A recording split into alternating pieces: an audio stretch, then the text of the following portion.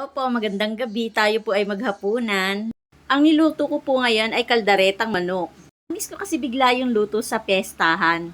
Ewan ko po ba, pero sarap na sarap ako sa mga luto sa piyestahan. Tapos sa mga handaan sa probinsya. Ako pa naman paborito ko ang lutong kaldareta. Mapamanok man yan, baka o baboy. Kaya sabi ko makapagluto na lang ng kaldaretang manok. Kahit gabi na kami pumunta ng palengke. At ako'y bumili ng isang buong manok. Aking kinaldareta. Halina tayo magluto. Una po ang aking manok ay linlagay sa kaserola. Linagyan ko ng paminta, laurel, bawang at sibuyas at kamatis. Tapos aking nilagyan ng rino. At saka margarine, toyo at suka. Ngayon po akin muna siyang pakukuluan. Para tumiim yung mga nilagay nating sangkap. Ayan.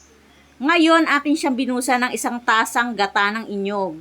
Etong patatas, carrots at bell pepper akin munang pinirito. Pagkahango ko, aking ginisa ang bawang at sibuyas.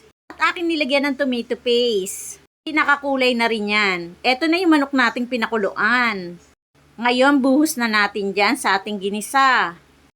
Halu-haluin lang natin. Akin nilagyan ng 2 siling labuyo.